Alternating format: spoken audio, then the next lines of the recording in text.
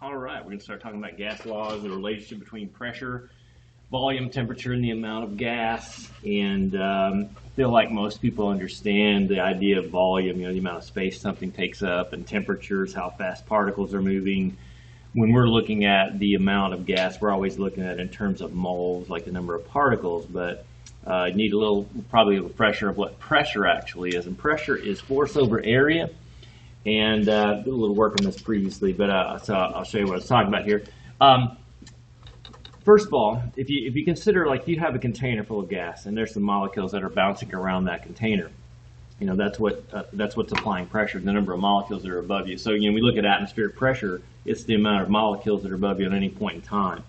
And the more molecules you have, the higher the pressure. And so you have to understand, like, the relationship between pressure and force or area. And so, like, how could we change force here? If we added more molecules into this container, more of them would be bouncing around, the force would go up, and then pressure would go up. That makes sense. And then if you didn't add more molecules, but you just heated these up, they started moving around faster, the force that we hit the walls of the container harder, and the pressure would go up as well. The other thing you could do would be to lower this number. It's to change, like, if you lower the area by 1/2, you didn't have to understand that same number of molecules hitting a much smaller area, the pressure would go up. And a lot of units for pressure that you guys will have to be able to work with. One standard atmosphere pressure is 760 millimeters of mercury, which is also 760 torr. Metric units for pressure, 101.325 kilopascals. And then you'll see in the Weatherman in the United States, they'll talk about 76 or centimeters of mercury as a way to measure pressure. Normal day would support 76 centimeters of mercury. So what does this millimeters of mercury, centimeter of mercury actually mean?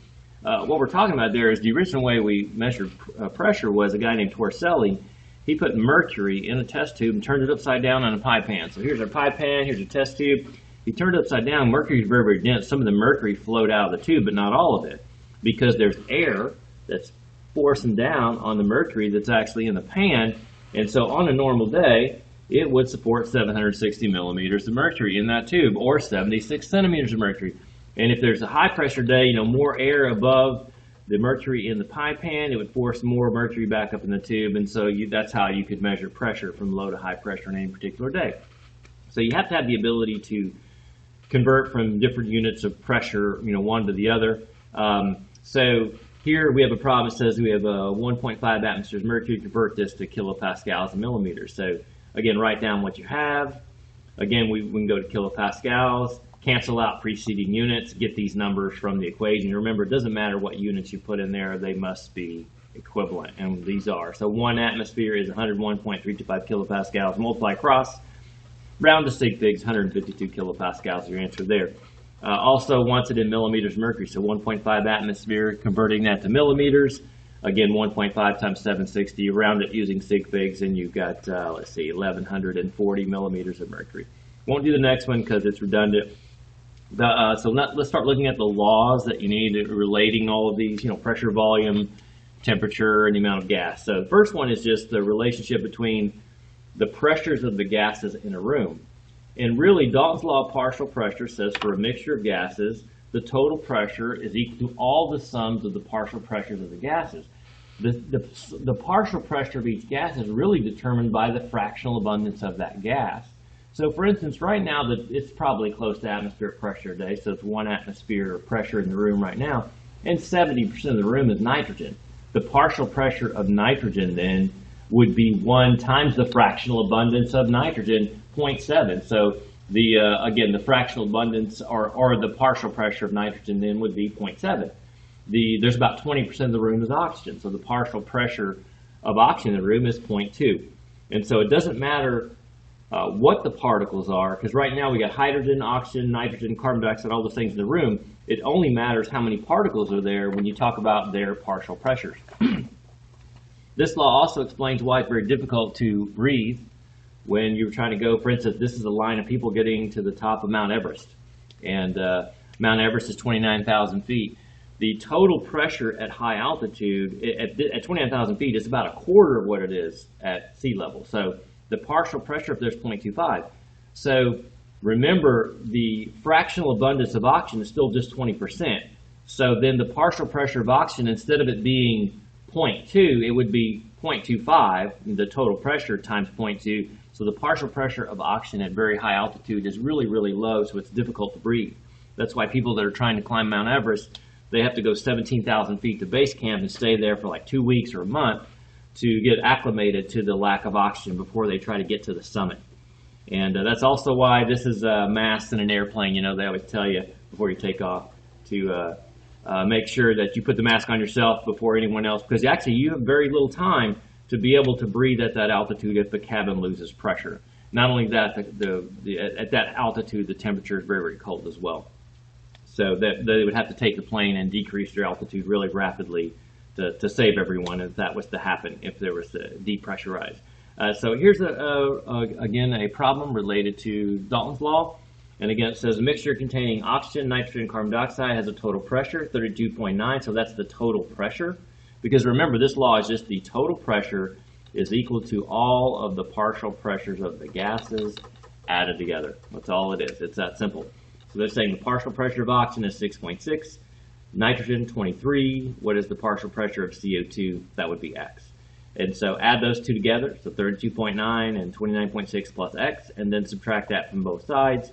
You end up with 3.3 kilopascals. That is the partial pressure of CO2. All right, we're not going to have to do collecting hydrogen over water. Don't worry about that. You need to, again, to understand that if you want to know the partial pressure of any gas in a container, if you just know its fractional abundance, you can get the partial pressure of the gas. That's what this equation is showing us. So if you know the total pressure, like I said earlier, the total pressure in the room right now is probably 1 atmosphere. 20% of the atmosphere is oxygen. So if I know the fractional abundance, 20% as a fraction, remember that'd be 0.2 over a total of 1. So the fractional abundance of 20% is 0.2. And so if you want to know, well, what is the partial pressure of oxygen in here? It is the total pressure times the fractional abundance of whatever gas you're talking about. So the way we can do that again, so we get the total pressure there. This is telling us again, if we take the total, if we talk in terms of moles of gas in a container, because that'll tell us how many particles are actually there.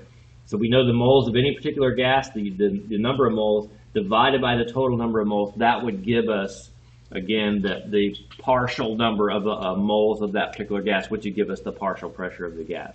So again, it says the total pressure is 700 millimeters of mercury. We have 1.5 moles of oxygen, 3 moles of nitrogen, and 0.5 moles of water vapor. You got to add them all together.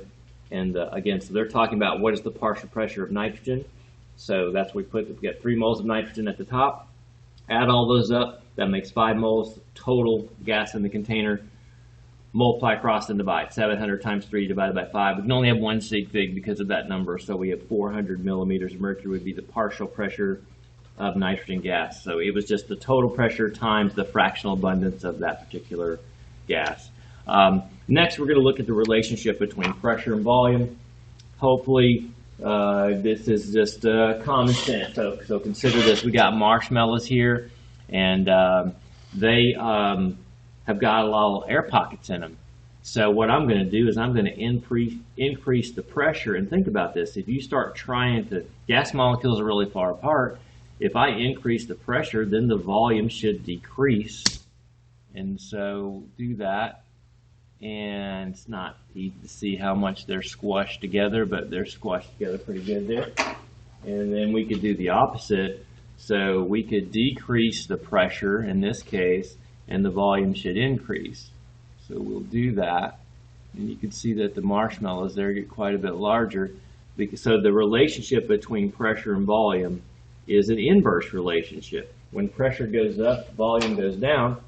As a matter of fact, it's a constant relationship. If you double the pressure, then the volume would be cut in half. And so here's our equation for that. So they're inversely related to each other. It's the initial pressure and volume will equal a change in pressure and volume. Because like I say, if you increase this, that's going to decrease. And there's a constant relationship between the two of them. And so let's look at a problem related to that.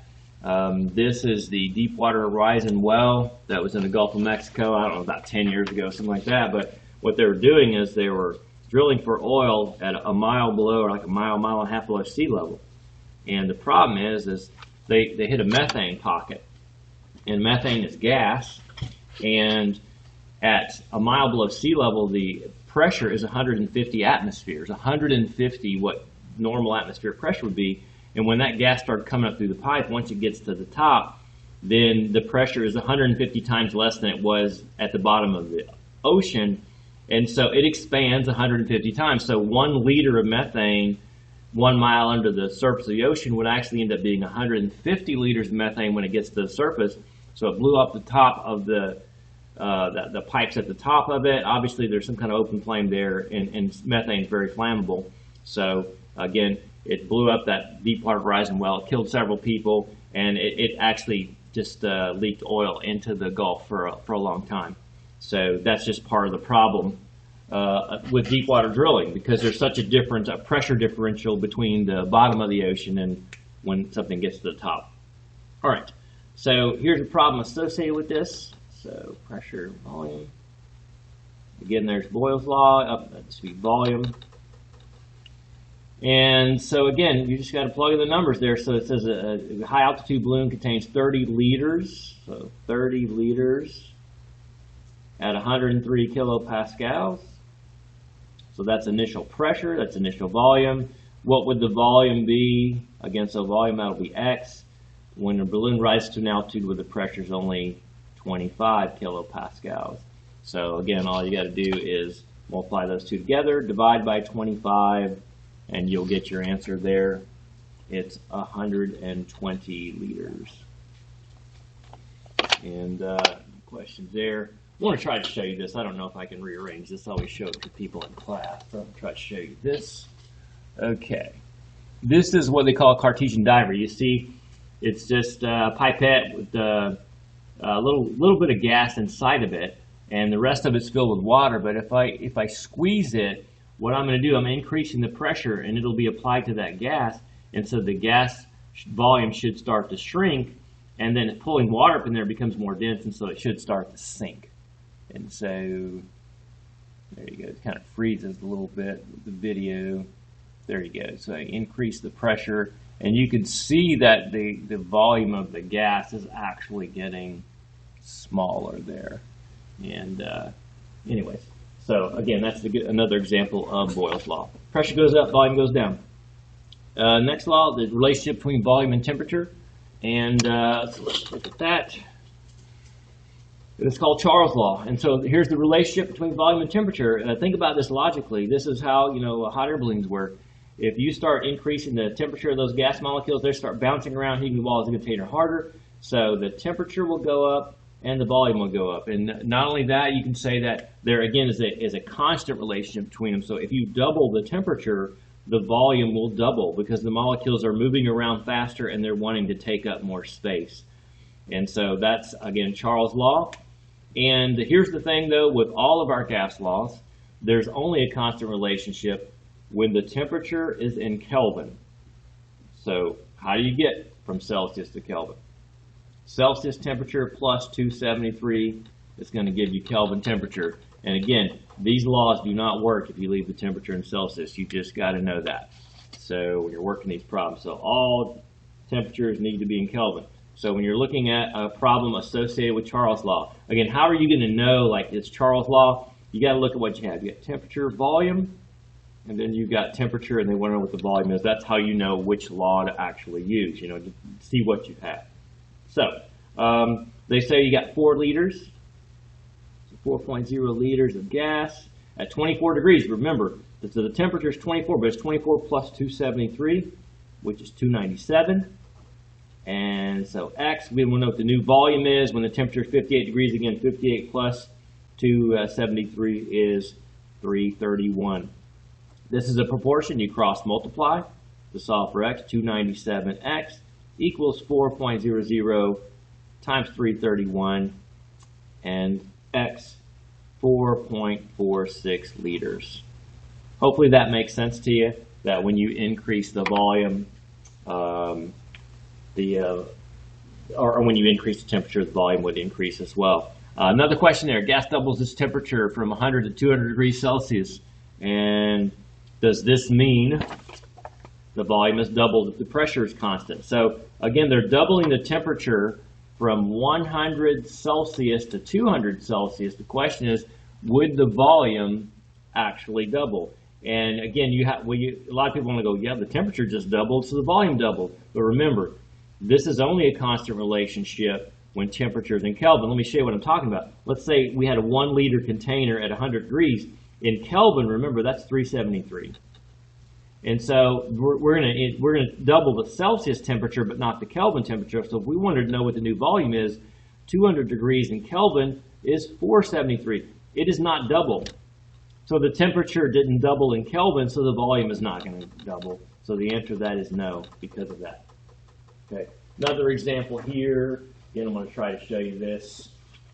This is a good example of Boyle's law. Hopefully you can see this. So again, so this is it's got a volatile liquid in it, and if you put your hand over that, you can see that the volume of the gas will start to increase and force the liquid to the other side. Same thing here, and so let's see, let it calm down there. And so hand over that, volume of the gas increases, force the liquid to the other side, and again, that's an example. So temperature went up, volume of the gas goes up. Next one. Next relationship is a relationship, again, between pressure and temperature, and that's called Gay-Lussac's law. And again, think about this logically. You know, and this is for a fixed container, like an aerosol can. You got molecules bouncing around that container. If you increase the temperature, they start moving around faster, pressure is going to go up. And again, it is a constant relationship, so if you double the Kelvin temperature, the pressure would go up. And this is a law that would tell you not to throw an aerosol can in a fire. If you throw the aerosol can in the fire, it's going to get to a temperature, and at some point it's going to blow up. Also, you can actually see this law in action if you go spray an aerosol can and just put your hand on the bottom. If it has a metal bottom, spray the can, immediately the pressure's lowering and you'll feel the bottom of the can cool, because not only can we say when temperature goes up, pressure goes up, but we can say when pressure goes down, the temperature goes down. And that's why when you go to the mountains, I think a lot of you know this. I remember when I was a kid, went to Pikes Peak in Colorado. You know, you're at about 5,000 feet before you go to the top of it, and it's 70 degrees. But when you get to the top, you know, it's snowing, and it's 30-something degrees. And that's because, think about what's happening. When air rises, the pressure gets lower and lower. So when the pressure gets lower, the higher you go up into the atmosphere, the temperature will drop. And so it's something you know when you go to the top of the mountains, it's going to be cooler up there. But that's called adiabatic cooling, but that's because it starts cooling because the pressure gets lower and lower, because you don't have as much air above it, and the temperature will drop. And that is the relationship, again, between pressure and temperature. So, again, working on a law associated with these things here. Let's see. So we got an initial pressure of 32 psi. That's, again, what you'd see for filling up the air in your tires. That's normal tire pressure, 32 psi for a regular size tire. And it says at 22 degrees Celsius. So remember, all temperatures have to be in Kelvin. So 22 plus 273 is 295. And then the question is, what would be the pressure if you're driving on a long trip on a hot summer day and the temperature gets to 132? That'd be very common, actually, that could happen. That's 329 Kelvin. Cross multiply, solve for X, 36 psi. They recommend that if you're driving on a hot summer day, like on a long family vacation trip, you check the air in your tires periodically, because you don't want to blow a tire because of that. And also, you probably noticed this, if you do not have a garage and you have a nice car, that the air pressure check light just came on. We had all that extremely cold weather. Think about that logically. This law explains that, because the temperature is so low, the internal pressure in the tires dropped, and it's starting, so the air pressure, check the air pressure light comes on in your car, because it's trying to tell you that your air pressure is too low, and it's just a matter of temperature. So the thing is, if you're going to fill your tires back up when it's really, really cold, you're going to need to check it again as soon as it warms back up. All right, last one for today will be combined gas law, and that is, there is a relationship between pressure, volume, and temperature. So we're putting them all together. The first three laws together there, or really not the first three, but Charles, Boyle's, Gay-Lussac's laws together. And so there's a relationship between all of those things. And so the one thing that we weren't saying earlier is, when we say pressure goes up, volume goes down, and we're assuming that temperature is held constant. And when we're saying that, volume, temperature goes up, volume goes up, we're saying pressure is constant. So there is a relationship between all three of them.